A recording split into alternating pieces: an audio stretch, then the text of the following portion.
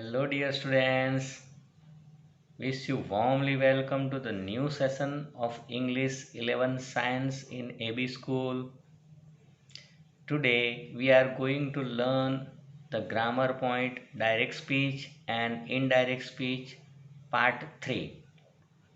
In the previous part, we have learned about the various important rules regarding direct speech and the indirect speech.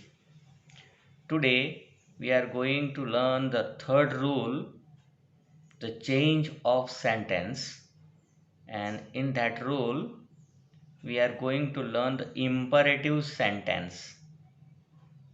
Okay, so let's start with imperative sentence. Imperative sentence means આજ્ઞાર્થ વાક્ય. હવે આપણે જોઈએ કે what are the changes required in imperative sentence. તો પહેલાં તો આપણે જોઈએ તો સેન્ટેન્સની અંદર the subject, reporting verb, object and reported speech. તો subject speaker as it is રહેશે, પણ આરવી એ ખાસ ધ્યાન રાખવાનું છે. હવે અત્યાર સુધી આપણે જોયું કે અસર્ટિવ સેન્ટેન્સમાં આપણે સેડ હોય તો ટેલ્સ ટોલ્ડ કરી દેતા, રાઈટ. સેઝ અને સેડમાં કરી દેતા. હવે અને ઇમ્પરેટિવ સેન્ટેન્સમાં આપણે આસ્કનો ઉપયોગ કર્યો કે ઇન્ક્વાયર. પણ હવે ઇમ્પરેટિવ સેન્ટેન્સમાં આપણે જોવાનું છે કે જુદા જુદા ભાવ પ્રમાણે આપણે કરવાનું છે. દાખલા તરીકે રિક્વેસ્ટનો ભાવ હોય, વિનંતીનો, તો આપણે રિક્વેસ્ટેડ વાપરવાનું છે, આરવી, રિપોર્ટિંગ વર્બ. પછી હુકમ, ઓર્ડર્ડનો ભાવ હોય તો ઓર્ડર્ડ વાપરવાનું. સૂચના, ઇન્સ્ટ્રક્શન આપેલી હોય તો ઇન્સ્ટ્રક્ટેડ કે સજેસ્ટેડ યુઝ થાય. એડવાઇઝનો ભાવ હોય તો એડવાઇઝ યુઝ કરીએ. વોર્નિંગ હોય તો વોર્ન, રાઈટ. તો these are the reporting verb we have to use as per the sentence. Okay, now what is the connective? આપણે જોયું કે અસર્ટિવની અંદર આપણે ધેટ વાપર્યું, રાઈટ. ઇન્ટ્રોગેટિવની અંદર ઇફ, વેધર કે WH વર્ડ્સ જ્યાં જે જરૂર પડી તેનો ઉપયોગ કર્યો. અહીંયા તદ્દન અલગ છે, ધ્યાન રાખો. ને કનેક્ટિવ્સ તરીકે ટુ મૂકવાનું છે. આપણે શું મૂકવાનું છે? ટુ. પણ એ કેવું વાક્ય હોય તો કે અફર્મેટિવ વાક્ય હોય તો, હકાર વાક્ય હોય તો. પણ નકાર વાક્ય હોય તો નોટ ટુ યુઝ કરવાનું છે, રાઈટ. એટલે કનેક્ટિવ્સ. ચાલો પછી આપણે જોઈએ તો બીજા ફેરફાર કયા? તો આપણે મુખ્ય 3 ફેરફાર જાણીએ છીએ. સર્વનામ ચેન્જ, બરાબર, પછી ટેન્સ ચેન્જ, અને આ જે ફેરફાર તો કરવાના છે, કયો? સેન્ટેન્સ ચેન્જનો. એ શામાં ફેરવી દેવાનું છે આપણે? તો કે ભાઈ એને આપણે અસર્ટિવમાં ફેરવવાનું છે. હવે બીજું કે નજીકતા દર્શક, સમીપતા દર્શક કે સમય દર્શક શબ્દોનો પણ ફેરફાર લાગુ પાડવાનો છે. ચાલો તો હવે એક્ઝામ્પલ જોઈએ, એટલે આપણને વધુ ખ્યાલ આવે. First example, Reema said to Ramesh, please show me your new dress now. હવે અહીંયા સબ્જેક્ટ રીમા, સેડ ટુ છે. અહીંયા આ પ્લીઝ વર્ડ આવ્યો એટલે આપણે ઓબ્વિયસલી જોવાનું કે રિક્વેસ્ટ, રાઈટ. એટલે સેડ ટુની જગ્યાએ આપણે શું મૂકીશું? રિક્વેસ્ટેડ. પાસ્ટ ટેન્સ છે ને. હવે કનેક્ટિવ્સ તો આપણે જોયું કે ટુ કે નોટ ટુ. ટુ ક્યારે મૂકવાનું છે? તો કે હકાર વાક્ય, અફર્મેટિવ. અને નોટ ટુ નેગેટિવમાં. આ વાક્યમાં નોટ કોઈ જગ્યાએ દેખાતું નથી, so we will use to. Reema requested Ramesh to please કાઢી નાખવાનું, કારણ કે રિક્વેસ્ટેડમાં એનો ભાવ આવી ગયો છે. ટુ સો, હવે આપણે અહીંયા પ્રોનાઉન ચેન્જ લાગુ પાડીએ. મી એટલે સબ્જેક્ટને ફોલો કરવાનું, એટલે હર. પછી યોર એટલે કે સેકન્ડ પર્સનનું છે, એટલે રમેશને ફોલો કરવાનું. હિઝ ન્યૂ ડ્રેસ, નાવનું ધેન. ઓકે, તો this answer. Reema requested Ramesh to show her his new dress then. Okay, right. હવે આપણે નેક્સ્ટ આગળ જોઈએ. Second sentence. Mister Patel said to his peon, shut up and get out from here. Get out from here, right?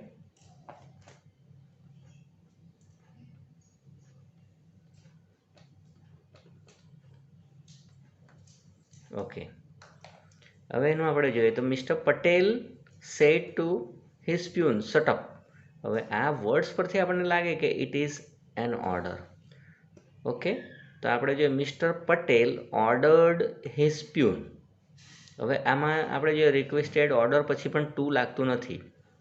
ચાલો, sentence આપણે કેવું છે affirmative, હકાર, એટલે to connectives મૂક્યું. To shut up and get out of there અથવા તો from there. Okay, ચાલો હવે નેક્સ્ટ જોઈએ, એક બીજું જોઈએ. એમ તો ઘણા સેન્ટેન્સ છે પણ આપણે હમણાં માત્ર એક કે બે એક્ઝામ્પલ જોવાના છે, રાઈટ ને. ચાલો જોઈએ તો. Sahil Raja said to the young man, work hard to achieve your goal. Right. હવે આપણે સાહિલ રાજા એ પેલાને કહે છે યંગ મેનને, work hard to achieve your goal, એટલે કે સખત મહેનત કરો પોતાનો ગોલને હાંસલ કરવા માટે. તો ઇટ ઇઝ એડવાઇઝ, ઓબ્વિયસલી સલાહ આપે છે. એટલે Sahil Raja advised the young man, connective to, યાદ રાખો connective to work hard to achieve.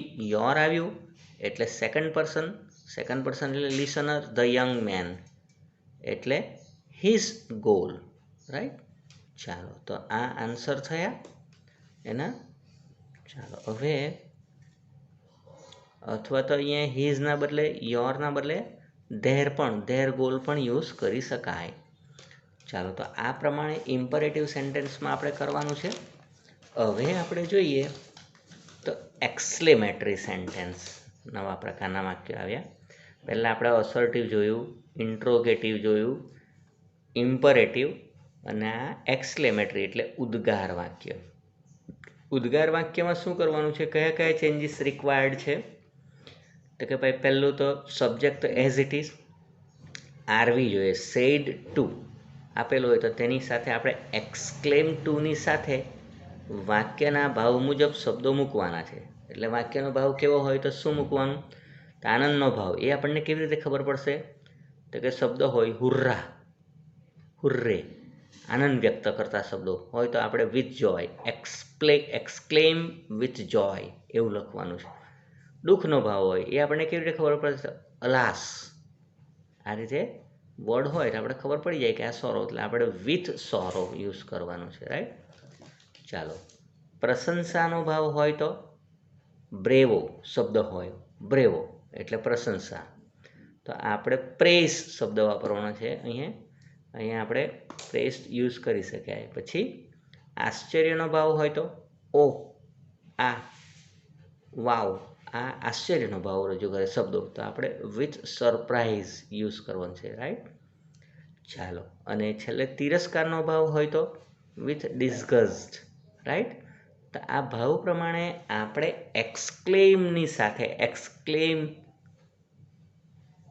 With, બરાબર છે ને, exclaim with joy, exclaim with sorrow, exclaim with praise અને એક્સક્લેમ વિથ સરપ્રાઇઝ. હવે એ તમને થાય કે ટુ કેમ મૂકેલું છે, પણ આટલું લખ્યા પછી જો સબ્જેક્ટ ઓબ્જેક્ટ હોય, આના પછી ઓબ્જેક્ટ હોય તો આપણે એક્સક્લેમ વિથ જોય પછી ટુ કરીને જે તે ઓબ્જેક્ટ હોય તે લખવાનું છે. રાઈટ, એ ખાસ યાદ રાખજો.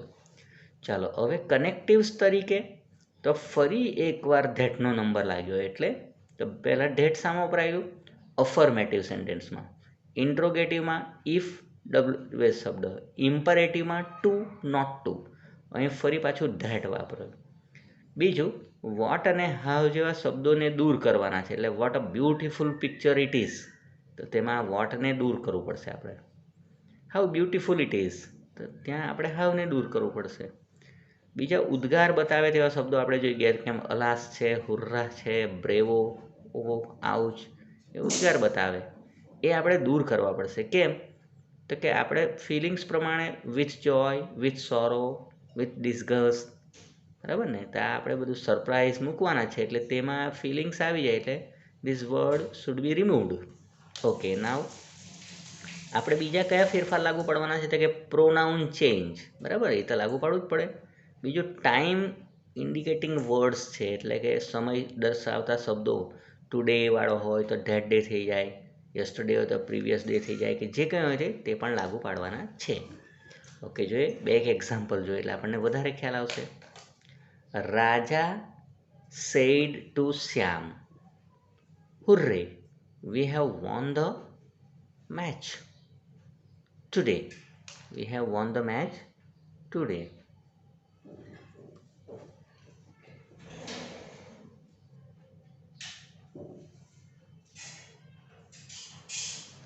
ઓકે, તો રાજા હવે સેડ ટુ શ્યામ, હુર્રે શબ્દ આવ્યો તો આપણને ખ્યાલ આવી જાય કે હુર્રા આવે એટલે આનંદ વ્યક્ત કરે. આ શબ્દો આપણે બરાબર આગળ જોઈ ગયા તેમ યાદ રાખવાનું છે. હુર્રા એટલે વિથ જોય, એક્સક્લેમ વિથ જોય. મેં તમને કહેલું તેમાં ટુનો ઉપયોગ ક્યાં થાય? તો if there is object then we have to use to before the object, right? એટલે Raj exclaim with joy to Shyam, connectives that. ચાલો હવે પેલા રૂલ્સ લાગુ પાડવાના છે. વી છે ને, વી એટલે આપણે શું કરવાનું છે? ધે. કોને ફોલો કરવાનું છે? સબ્જેક્ટને. પણ અહીંયા તો એક જ શબ્દ છે એટલે સિંગ્યુલર છે એટલે આપણે અહીંયા પ્લુરલ હોવાથી ધે.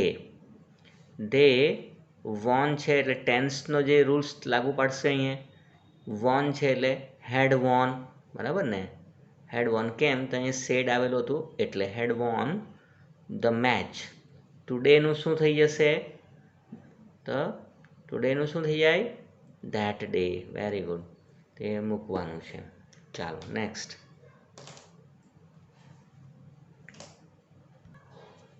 રાઈટ, એટલે ટુડેનું ધેટ ડે મૂકી દેવાનું છે અહીંયા, ફૂલ સ્ટોપ. આગળ જોઈએ. The teacher said to his students, alas, the poor boy lost his father yesterday. હવે જોઈએ અહીંયા the teacher said to his students પછી કયો વર્ડ્સ ફિલિંગ બતાવે? અલાસ. એ શાનો? તો કે દુઃખનો ભાવ એટલે આપણે વિથ સોરો લેવું પડશે. ચાલો તો બનાવી જોઈએ. The teacher exclaimed with sorrow. જોયું? પછી એ ટુ આવ્યું છે કેમ? Because there is object his students, connective that. The poor boy, અહીંયા લોસ્ટ છે ને એ શું બતાવે છે? તો કે સિમ્પલ પાસ. તો આપણે અહીંયા પરફેક્ટ પાસ કરવાનું છે. પુઅર બોય હેડ લોસ્ટ હિઝ ફાધર, પછી યસ્ટરડેનું ધ પ્રીવિયસ ડે, બરાબર? ઇન્વર્ટેડ કોમા આવશે નહીં, ફૂલ સ્ટોપ. નેક્સ્ટ. હવે એક બીજું જોઈએ. એમ તો ઘણા સેન્ટેન્સ છે પણ આપણે કામ ચાલો એક બે જોઈએ પછી પ્રેક્ટિસમાં વધારે કરીશું. Rani said, what an exciting scene this is. Right, what an exciting scene. અહીં સરપ્રાઇઝ દેખાય છે આપણને, આવું આવી જાય તો સરપ્રાઇઝ. તો રાની એક્સક્લેમ વિથ, એક્સક્લેમ તો આવી જાય એક્સક્લેમ વિથ સરપ્રાઇઝ. ઓબ્જેક્ટ નથી એટલે ટુનું એવું કંઈ રહેતું નથી. ધેટ, વોટ, હાવ જેવા શબ્દો દૂર કરવાના હોય અને સેન્ટેન્સને સામા ફેરી મૂકવાનું. અસર્ટિવ, ચેન્જ ઓફ સેન્ટેન્સનો રૂલ્સ લાગુ પાડવાનો અહીંયા. એટલે what an exciting scene this ઇઝનું શું થઈ જાય? This is very exciting scene અથવા this is an exciting scene. ચાલો જોઈએ. Rani exclaim with surprise that, પછી ધીસનું શું થઈ જશે? That was an exciting scene. બરાબર છે? બીજા પણ વાક્ય છે પણ આપણે એને પછીથી જોઈશું કારણ કે આપણે ઘણું બધું કરવાનું બાકી છે.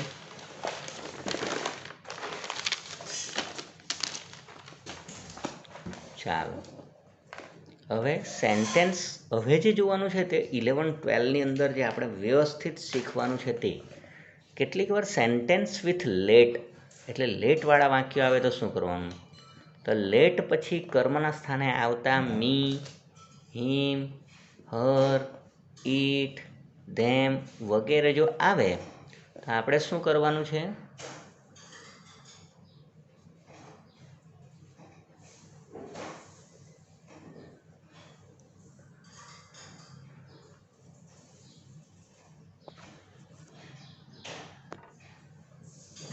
વગેરે આવે તો એ રજા કે પરવાનગી માંગતી રચના બતાવે છે, બરાબર ને?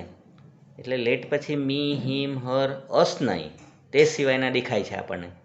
તો તે આજ્ઞાર્થ વાક્યનો જ પ્રકાર છે, તેથી આવા વાક્યોનું ઇનડાયરેક્ટ સ્પીચ પણ આજ્ઞાર્થ વાક્ય એટલે ઇમ્પરેટિવ જેવું કરવું. તો ઇમ્પરેટિવમાં આપણે શું કરતા? તો સેડ ટુને બદલે રિક્વેસ્ટેડ કે સજેસ્ટેડ મૂકવું, રાઈટ? પહેલી વાત. સંયોજકમાં ટુ કે નોટ ટુ મૂકતા ને, એટલે અફર્મેટિવ સેન્ટેન્સ હોય તો ટુ મૂકતા, નેગેટિવ સેન્ટેન્સ હોય તો નોટ ટુ મૂકતા. ત્યાર પછી લેટવાળું વાક્ય જોડી દેવું. લેટ પછીનો જે ફેરફાર હોય ને તે કરવાના. કયા? તો કે સર્વનામ એટલે કે પ્રોનાઉન ચેન્જ કે જે તે હોય તે કરવાના. એટલે એની સેન્ટેન્સ પેટર્ન શું બનશે? તો કે subject or speaker plus requested or suggested plus listener એટલે કે object plus to connective plus લેટવાળું વાક્ય, રાઈટ? તો એની સેન્ટેન્સ પેટર્ન તૈયાર થઈ.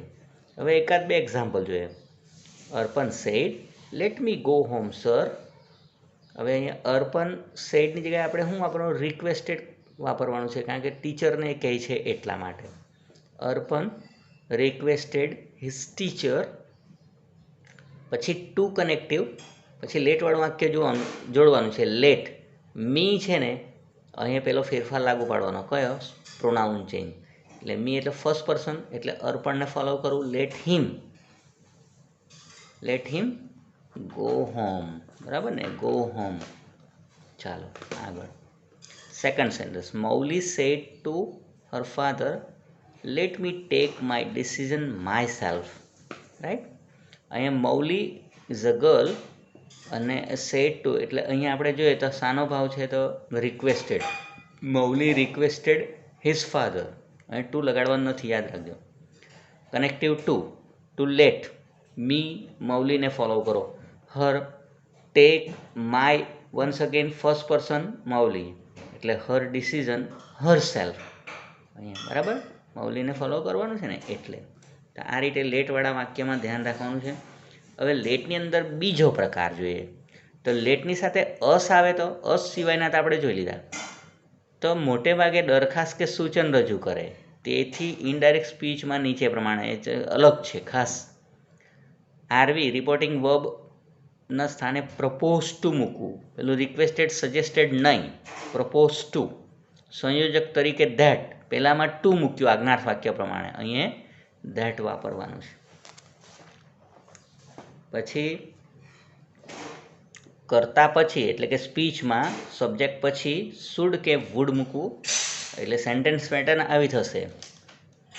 સ્પીકર એટલે કે subject plus propose to verb, listener, connective that, પછી કરતા એટલે કે subject, should or would, main verb, object and other words, right?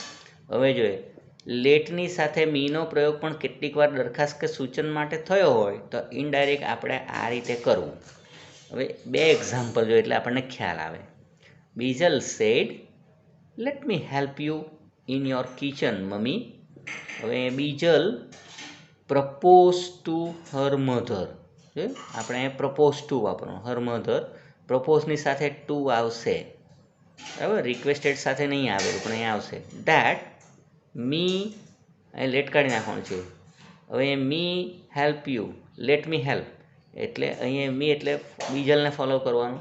C should or would help you એટલે મમ્મી એટલે એના માટે પણ her in the kitchen, right? બીજું સેન્ટેન્સ જોઈએ. Manan said, let us go to Goa friends. અહીં પણ એ પ્રપોઝ કરે છે ફ્રેન્ડને, એટલે Manan propose to his friends that. હવે અસ છે વી એટલે કે મનનને ફોલો થાય, પણ મનન સિંગ્યુલર છે એટલે એ કોને ફોલો કરવાનું છે? તો ધે થઈ જાય. They should go to Goa or they should visit to Goa. તો હવે ખ્યાલ આવી ગયો. હવે જે અગત્યની વાત આવે છે તે કે આપણે એક્ઝામમાં પેરેગ્રાફનું ઇનડાયરેક્ટ કરવાનું છે. તો નીચેની બાબતો ખૂબ જરૂરી છે, બરાબર ધ્યાન આપજો મિત્રો. એક જ વ્યક્તિ બે ડાયલોગ બોલે ને ત્યારે આપણે એન એડેડ શું મૂકવાનું છે? એન એડેડ કરીને બીજું વાક્ય જોડી દેવાનું છે. For example, Dhruvi said to Riddhi, I am going to Mumbai now, I shall return next week. આ બીજું વાક્ય પણ એ જ બોલે છે. તો ત્યારે આપણે શું કરવાનું? ધ્રુવી ટોલ્ડ રિદ્ધિ ધેટ, બરાબર, she was going to Mumbai, then added that she would return the following week. Right? આ રીતે થાય. બીજું જોઈએ. કોઈ સંવાદમાં માત્ર યસ કે નો જ આપ્યો હોય આન્સરમાં રિપ્લાય, તો તેના જવાબમાં આપણે શું કરવાનું છે? Replied positively. શું લખવાનું છે? રિપ્લાયમાં ખાલી યસ કે નો જ આપેલું હોય. Are you coming? યસ એમ જવાબ આપેલો હોય તો પછી આપણે રિપ્લાઇડ પોઝિટિવલી, અને નો જવાબ આપેલો હોય તો replied negatively. For example, Ayushi said to me, will you take T? Ayushi asked me if I would take T, I said yes. તો એનો જવાબ શું થશે? આઈ રિપ્લાઇડ પોઝિટિવલી.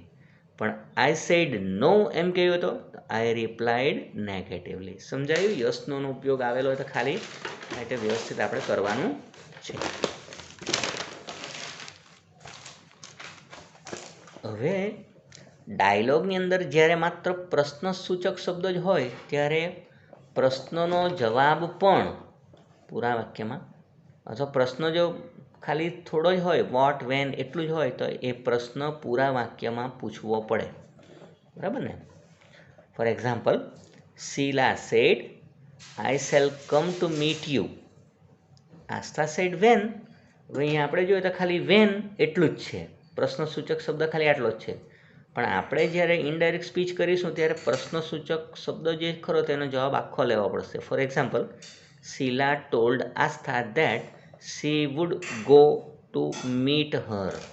બરાબર ને? કમનું ગો થઈ ગયું, મીટ હર. બરાબર? આસ્થા આસ્ક્ડ હિમ, પછી ખાલી વેન જ હતું ને, તો એ આપણે આખું લખવું પડશે, when she would go to meet her. ખ્યાલ આવે છે? આ આખું લખવું પડશે. બીજું શું ધ્યાન રાખવાનું છે? તો કે ભાઈ વાક્યમાં સર, મેડમ જેવા માનવાચક શબ્દો હોય તો તેને દૂર કરીને વિથ રિસ્પેક્ટ મૂકવું. બરાબર છે? એ રીતે વાક્યમાં આવતા ડિયર જેવા શબ્દો હોય તો તેને દૂર કરીને વિથ લવ અથવા તો લવિંગલી મૂકવું. એ જ રીતે ડાયલોગમાં આવતા કેટલાક શબ્દો હોય તો તેને નીચે પ્રમાણે આરવી સાથે મૂકીને ઇનડાયરેક્ટમાં રૂપાંતર કરવું, ચેન્જ કરવું. ફોર એક્ઝામ્પલ, થેન્ક્સ હોય અથવા થેન્ક યુ હોય તો આવા આભાર માનતા શબ્દો માટે આપણે આરવીમાં જ ફેરફાર કરી દેવાનો, થેન્કડ, એટલે વર્બે જ થેન્કડ કરી લખવાનું. એ રીતે કોંગ્રેચ્યુલેશન્સ આવેલું હોય સ્પીચમાં તો આપણે આરવીને શું બનાવી દેવાનું? કોંગ્રેચ્યુલેટેડ. એ રીતે વેલકમ શબ્દ આવેલો હોય આવકારદાયક તો આપણે આરવીમાં વેલકમ્ડ કરી દેવાનું. રાઈટ? આ યાદ રાખવાનું છે. બરાબર? હું પીડીએફ પણ મોકલીશ તમને, પ્રેક્ટિસમાં પણ આપણે બરાબર કરીશું. બરાબર ને? ત્યારે વધારે ખ્યાલ આવશે. હેલો, હાય જેવા શબ્દો હોય તો એવાને દૂર કરીને આપણે શું આરવી મૂકી દેવાનું? ગ્રીટેડ. ગુડ મોર્નિંગ, બેસ્ટ લક વગેરે શુભેચ્છા દર્શક શબ્દ માટે એપોલોગાઇઝ વાપરવાનો છે. આ શબ્દ કાઢવા પડશે આપણે. બરાબર ને? ચાલો, હવે માટે આપણે વિશ, ગુડ મોર્નિંગ, બેસ્ટ લક તો માટે આપણે વિશ શબ્દ આપણે વિશ શબ્દ, આ એપોલોગાઇઝ માફીના શબ્દો માટે આવશે. હા, ચાલો, ઉપરના દરેક આરવી માટે પેટર્ન શું રહે? તો બોલનાર એટલે સ્પીકર, સબ્જેક્ટ, આરવી અને લિસનર. હવે વિશ્ડ અને એપોલોગાઇઝમાં સાંભળનારની પહેલાં ટુ મૂકવાનું છે, બીજામાં નથી મૂકવાનું. પણ વિશ્ડ ટુ, એપોલોગાઇઝ ટુ જો લિસનર હોય તો. ઓકે, ઓલરાઇટ, શ્યોર જેવા શબ્દો માટે સંમત થવાના અર્થમાં વપરાતા આરવી તરીકે એગ્રીડ મૂકવું. બરાબર? આ ઓકે છે, ઓલરાઇટ, શ્યોર આ સંમત થવાના અર્થમાં હોય તો એગ્રીડ મૂકવું. બરાબર છે? ચાલો, એગ્રીડ વિથ. ચાલો, હવે આપણે પેરેગ્રાફની પ્રેક્ટિસ કરવાની છે. Now dear students, we will practice the paragraph questions in a direct speech and indirect speech. તમે જાણો જ છો કે પરીક્ષાની અંદર આ પ્રકારના આપણને પેરેગ્રાફ પૂછાશે અને આપણે તેનું ડાયરેક્ટનું ઇનડાયરેક્ટ સ્પીચ કરવાનું છે. તો પહેલાં જોઈએ, is science a subject of magic sir? Said Asha. Science has nothing to do with magic, said the teacher. Then tell me, what is it, sir? said Asa. Science is a body of knowledge. It is a way of arriving at the truth. તો આ question છે, તો આપણે શું કરવાનું, એક એક વાક્યને બરાબર પકડવાનું, એનો પ્રકાર કયો છે તે જોવાનું, પછી એના અંદર શું ફેરફાર કરવાના છે તે સમજવાના, અને પછી ધીમે ધીમે એક એક વાક્યનું કરતું જવાનું છે. ફોર એક્ઝામ્પલ, જો, is science a subject of magic sir? Said Asha. હવે આશા બોલે છે, પણ એ કોને કહે છે? ટીચરને. બરાબર. સેકન્ડ સેન્ટેન્સમાં આપણને અહીંયા સબ્જેક્ટ ઓબ્જેક્ટ મળી જાય છે, સેડ ધ ટીચર. રાઈટ. તો પહેલા સેન્ટેન્સમાં આપણે આ રીતે લઈ શકીએ, subject Asha asked her teacher. Right. હવે આપણું સેન્ટેન્સ કેવું છે? Is science a subject of magic sir? પ્રશ્નાચિહ્ન. એટલે આપણું ઇન્ટ્રોગેટિવ સેન્ટેન્સ છે, પણ કેવું? Is science a subject of magic. એટલે ઇઝ એટલે ટુ બીથી પ્રશ્નની શરૂઆત થયેલી છે, એટલે ઇન્વર્ઝન ક્વેશ્ચન છે. એટલે આપણે કનેક્ટિવ્સ ઇફ કે વેધર લઈ શકાય. ઇફ પછીનું પાછું એનું અફર્મેટિવ કરી લખવાનું. Is science? Science is. હવે અહીંયા કાળમાં ફેરફાર લાગુ પાડવો કે નહીં પાડવો, તો આપણે જ્યાં સાયન્ટિફિક ટ્રુથ હોય, વૈજ્ઞાનિક સત્ય હોય, તો તેમાં કાળનો ફેરફાર લાગુ પાડવાનો નથી. Science is a subject of magic. બરાબર. તો Asha asked her teacher if science is a subject of magic. The teacher replied her that. હવે જોજો, science has nothing to do with magic. આ કેવું સેન્ટેન્સ છે? તો કે ભાઈ એ એકદમ અસર્ટિવ સેન્ટેન્સ છે, એમાં કોઈ ફેરફાર નથી, મતલબ કે પ્રશ્નાચિહ્ન બી નથી કે બીજું કંઈ નથી. એટલે ને પછી એનો જવાબ આપે છે, એટલે ધ ટીચર રિપ્લાઇડ. અહીંયા આપણે શું વાપરવું પડશે? Replied her that science has nothing to do with magic. આ સેન્ટેન્સ પણ આપણે જોઈએ તો સાયન્ટિફિક ટ્રુથ છે, રિપ્લાઇડ હોવા છતાં બી આપણે એમાં કાળનો ફેરફાર કર્યો નથી. આગળ ત્યાર પછી એમ ધેર અપોન, ધેન અથવા ધેર અપોન, આ વધારાનો શબ્દ આપણે ઉમેરી શકાય કનેક્ટેડ લિંક તરીકે. પછી શું છે? પાછી આશા આગળ પૂછે છે કે Asha said Asha, then tell me what is it sir? એટલે ટીચરને પાછી પૂછે, એટલે Asha requested the teacher tell me, એટલે કે આજ્ઞાર્થ વાક્ય છે, એટલે to connective, to tell her what it was. બરાબર છે. દેન ધ ટીચર ઇન્ફોર્મ્ડ અથવા તો replied, answered her that science is a body of knowledge. અહીં science is a body of knowledge a scientific truth. And added that, આપણે જોયું કે પેરેગ્રાફમાં એક જ વ્યક્તિ બે વાક્યો બોલે, ડાયલોગ બીજો પણ બોલે, તો શું કરવાનું? એન એડેડ કરવાનું છે. That it is a method of arriving at the truth. અહીંયા પણ આપણે કાળનો ફેરફાર કરતા નથી. તો આ રીતે ડાયરેક્ટનું ઇનડાયરેક્ટ કરવાનું છે પેરેગ્રાફનું. કન્ટિન્યુ પેરેગ્રાફ રાખવાના છે. વાક્ય ભલે સમજતી વખતે વિચારવાના, એક એક લેવાનું, પણ લખતી વખતે કન્ટિન્યુ રાખવાનું છે. હવે આપણે એક ઇઝી લઈએ, એના કરતાં પણ સરળ, તમને આવડે કે નહીં તે જોઈએ.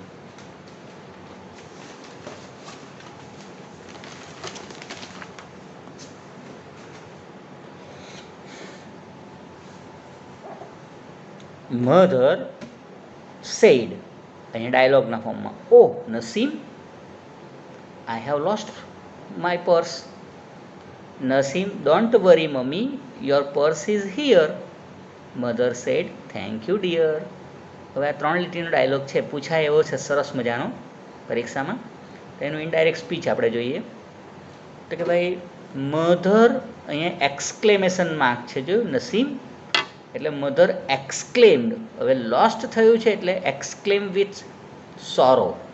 બરાબર. સરપ્રાઇઝ બી લઈ શકાય, સોરો વિથ સોરો, અથવા આ સોરોને સોરોફુલ્લી પણ લેવાય. વિથનો ઉપયોગ ન કરવો હોય તો ડબલ LY થઈ ગયું, જોયું, સોરોફુલ્લી.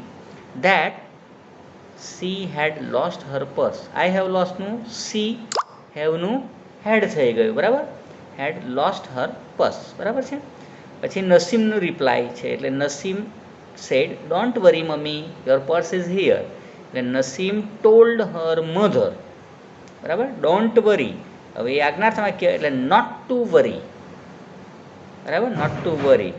પછી your purse is here, she showed બતાવે છે, showed her purse and added that, આપણે કહ્યું ઉમેરવાનું છે ને, એટલે added that it was there. The purse is here, હિયરનું ધેર થઈ ગયું, વોઝ ધેર. પછી મધર થેન્ક યુ ડિયર, હવે થેન્ક આવે ને ત્યારે આપણે થેન્કડ કરવાનું, ને ડિયર આવે તો લવિંગલી અથવા વિથ લવ, એમ આપણે શીખી ગયા છે. તો અહીંયા જોવાનું છે, મધર થેન્કડ નસીમ લવિંગલી, અથવા તો mother thanked with love to Naseem, બરાબર ને, આમ પણ થાય. આ એક ઇઝી પેરેગ્રાફ છે જે આપણે કરી શકીએ. હવે એ રીતે બીજા 10 જેટલા પેરેગ્રાફ આપણે કરવાના છે, પણ હાલ આપણો એપિસોડ અહીંયા આપણે કન્ક્લુડ કરીએ છીએ. નેક્સ્ટ પીરિયડમાં આપણે બીજા 10 જેટલા કરવાના છે, જે હાલ હું તમને બતાવું ખરો, પણ એને પાછળથી આપણે કરીશું. ફોર એક્ઝામ્પલ, જો આ સેકન્ડ, એનો આન્સર પણ છે, હું PDF પણ મોકલા. સેકન્ડ એનો આન્સર. પછી આગળ જોઈએ,